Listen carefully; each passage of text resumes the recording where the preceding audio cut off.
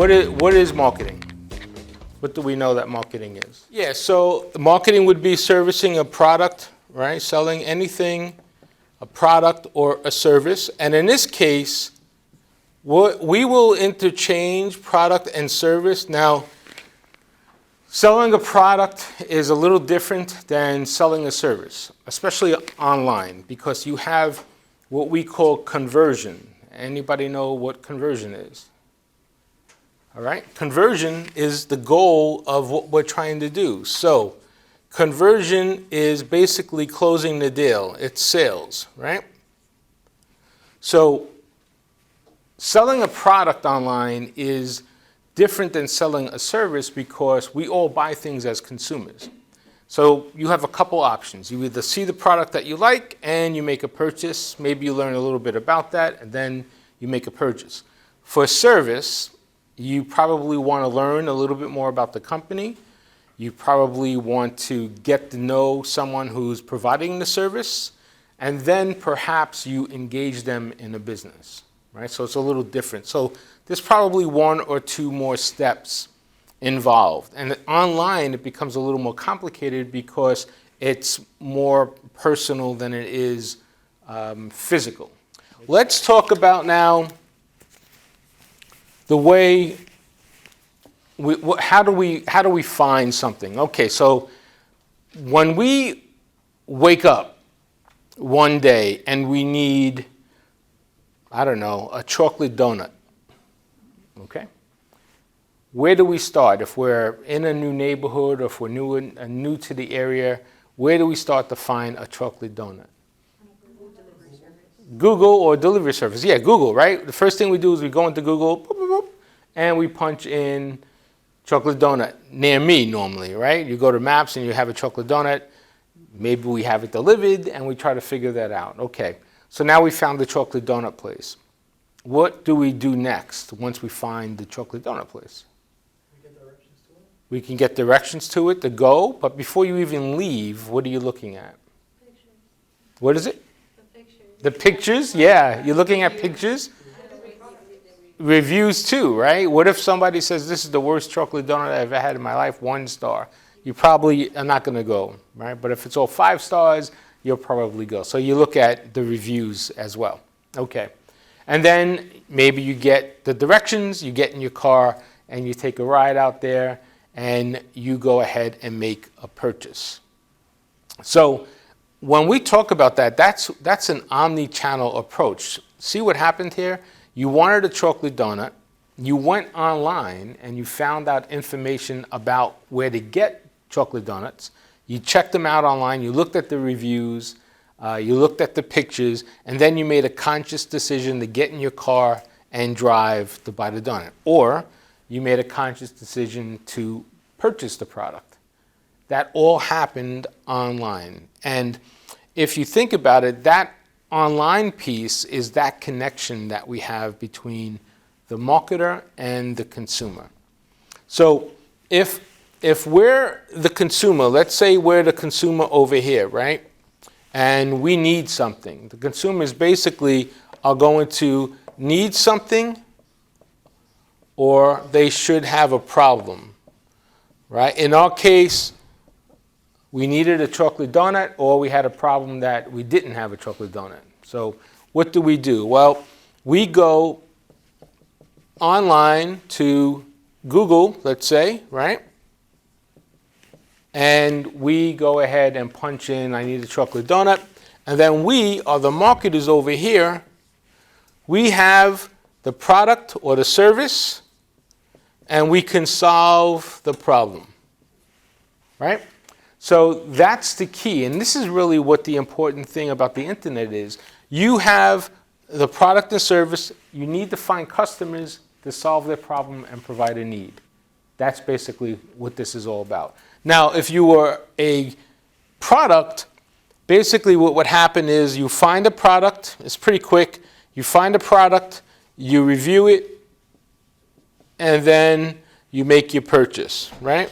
That's more or less the product trail. The service trail is you find it, you review it, maybe you engage a little bit more, like ask questions and things like that, and then you probably set up an appointment, maybe, perhaps, something like that, and then you make a purchase. Okay, so there's more steps involved in a service business. There's more steps involved. So that means we have to work a little harder if you're a service business. Normally you get a lead or you send them some information and you got to warm up to them in the service business. With a product business, it's pretty quick and easy. You make that conversion. Okay, that's the key. So that's really the whole concept of what we do online. You have to find a need. If you're a customer, you have a need to be filled. And if you're a marketer, you fill that need. Maybe you have a service, maybe you have a product, but that's basically it. We go to Google, we punch in, hey, I have a need, out comes our answers, and then we look for the reviews, we look at the photos, we look where they are, and then we go ahead and make a purchase or conversion, right? What's interesting about that is more people believe reviews than they do their company. So when we trust these reviews a lot more than we trust the company, what the company says, right? Everybody agrees with me there? You look at a review, you say, oh, they have 5 stars, they must be good. Sometimes that's not true. You go and you say, how could these guys get 5 stars? And that's amazing. You don't know who they are, but yet they're total strangers to you, yet you believe everything they say. It's kind of weird, right? You wouldn't believe that if I just met you, you're walking down the street and you said, hey, where can I get a chocolate donut? I said, oh, go around the corner and check it out. You may or may not believe me there, but if it's nearby, you'll go check it out first and make your own determination whether or not the place is good to make a purchase. But here we just go ahead and go to the reviews. That's why reviews are really important in everything we do too. And that comes down to customer service. We have to make sure that we're servicing our customer and keeping the customer happy. See? So we got to turn that frown into a smile, because a happy customer is how we build the business. Okay? Now, I don't know if you guys need this to take any notes, but I'm going to erase it. Okay? All right, so now our goal is to create something called CLV. CLV. Anybody know what that stands for yet? Okay. Customer lifetime value. Exactly right. Customer lifetime value. Perfect. Customer lifetime value. Okay, so now what is customer lifetime value? It is the value that the customer brings to you over the course of a life. Now, that's not like a life meaning I live and I die. It's how long they stay with you, how long they do business with you.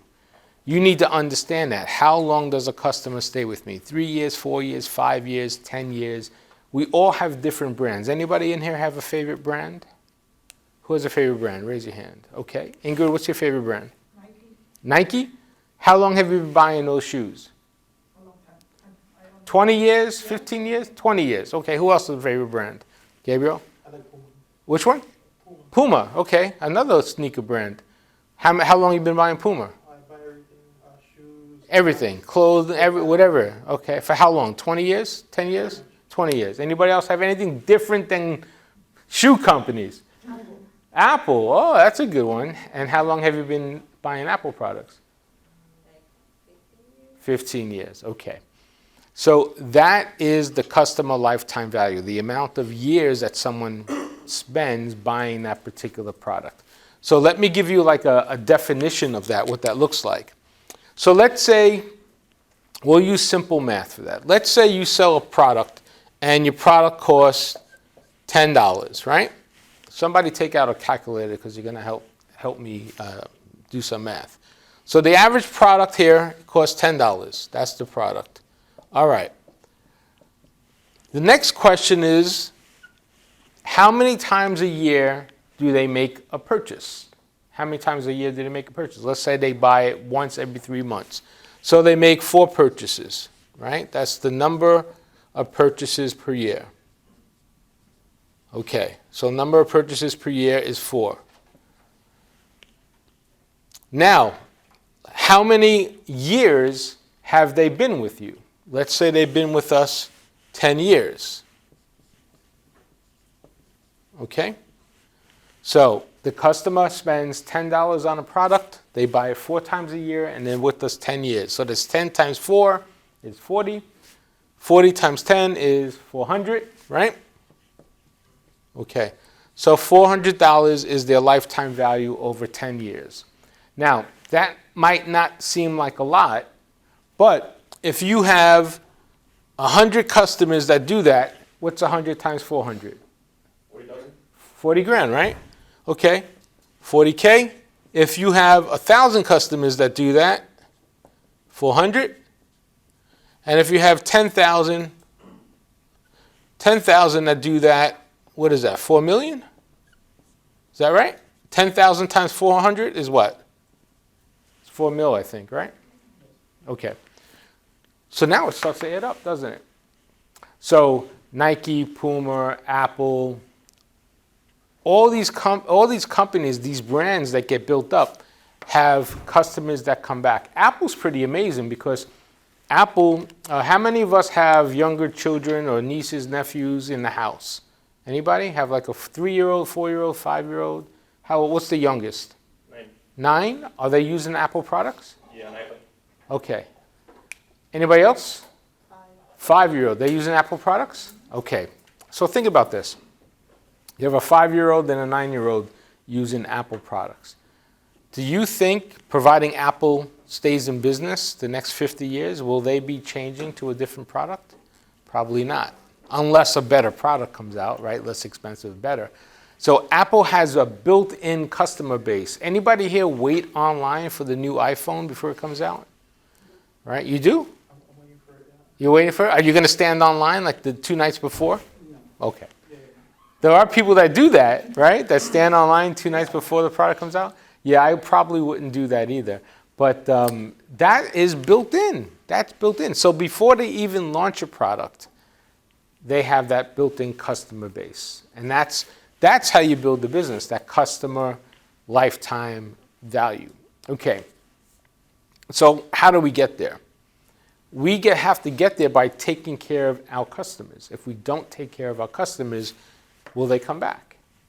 Probably not. How many times do you give a company to screw it up?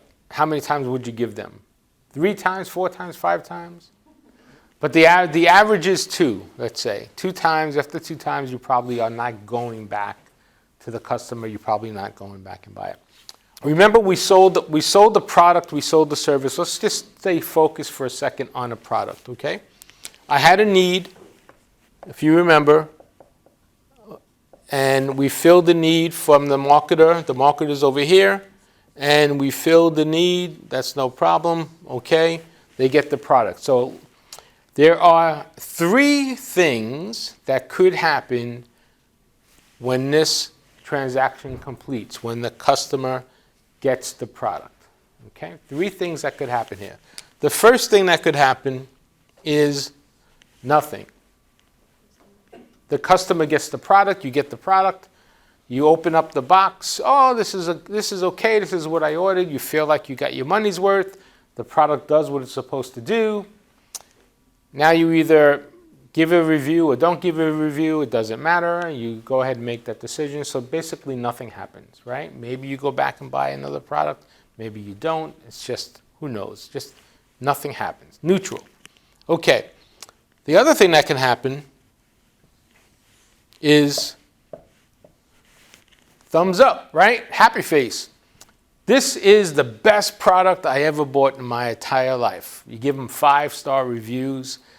You tell everybody about it. You can't believe that it was this inexpensive for the quality. You expected something different, but you got something so much more. You expected it in 3 days. It arrived in 2. The packaging was really good. You can't wait to buy another product from this company, right? That's the positive side. Now, opposite of that, what can happen? They hate the product, right? Oh my God, this is the worst product I ever bought. If I can give them -5 stars, I would give them -5 stars again. I can't believe I spent the money on this product and I can't wait to get my money back. I'm going to tell everybody that this product really sucks. Don't buy it. I'm not interested in all that stuff, okay?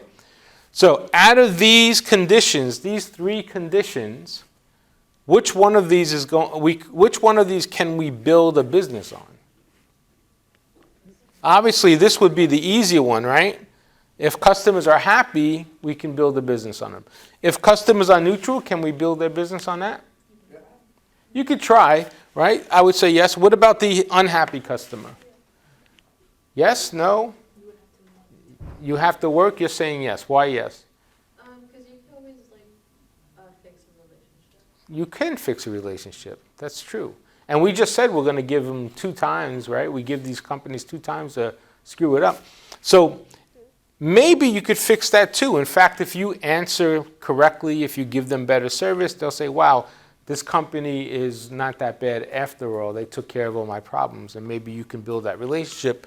In fact, maybe they become more of a loyal customer because you prove yourself to them.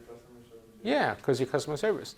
It's possible. Unlikely, but possible. Okay, we can't dismiss that. But yes, you will definitely be able to build that happy customer into that long-term customer. Remember, that's what we're after. We're after customer lifetime value. We're not after one purchase. Yeah, we can high-five each other when we get one purchase. It feels good when we get one sale. But the truth of that is we want the second sale, the third sale. We want them to come back year 2, year 3, year 4, always buying product. That's really important. That's how you build your CLV, customer lifetime value.